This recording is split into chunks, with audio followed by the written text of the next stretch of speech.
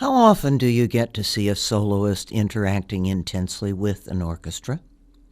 Violin soloists are generally out in front of the orchestra, angled a bit so they can see the conductor.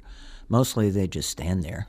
They're listening, of course, and checking their instruments, but it's not what you'd call interacting. Then there's Gil Shaham. In the challenging Samuel Barber Violin Concerto with the Virginia Symphony at Chrysler Hall January 21st, Shaham had the audience riveted not only by his mastery of the concerto's considerable technical demands, but also by his intent interaction with the orchestra.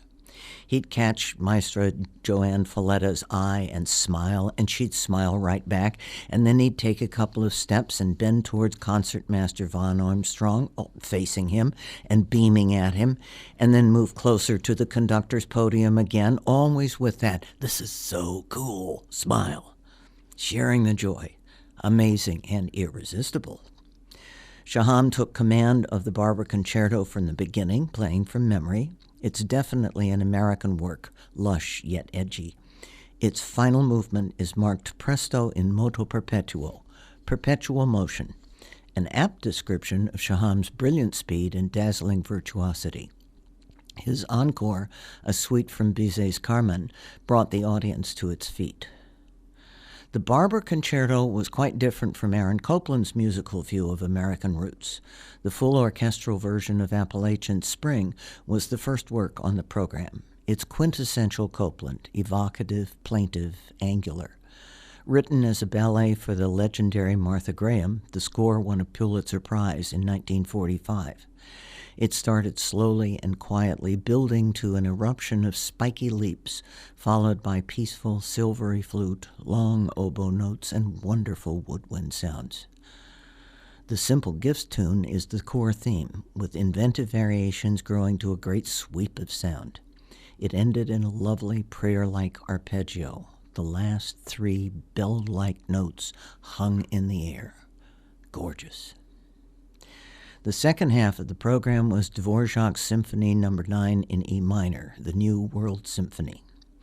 A brief historical note. The Czech composer's student, William Arms Fischer, adapted the Great Largo theme into the spiritual Goin' Home, publishing his arrangement in 1926.